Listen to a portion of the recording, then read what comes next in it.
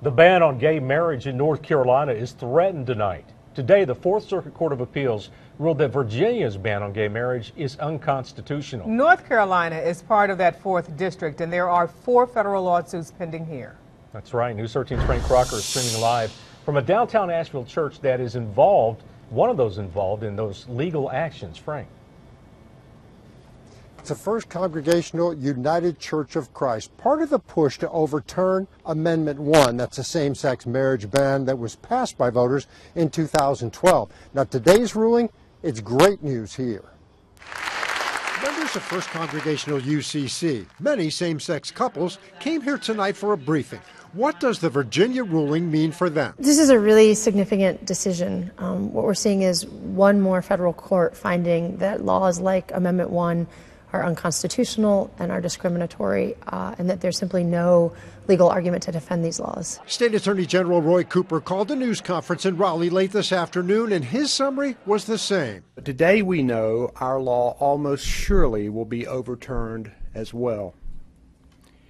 Simply put, it's time to stop making arguments we will lose and instead move forward. Diane Ansley and Kathy McGoy were seated in church this evening. For them, Amendment 1 prevents something they've always wanted, to be married in the same place Kathy's parents were wed 63 years ago. This is home. Yes, we could go somewhere else and be with strangers and be married, but this is where it's meaningful and where our family is, and it's just the way we feel like it ought to be. It's a wonderful feeling. It's going to happen.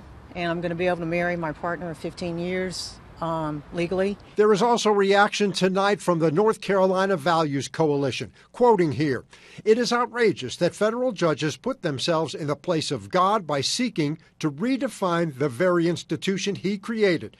Regardless of what the federal courts do, the timeless institution of marriage cannot be redefined." Tomorrow, the ACLU holds a news conference in Raleigh to talk about the 2 federal lawsuits it is handling.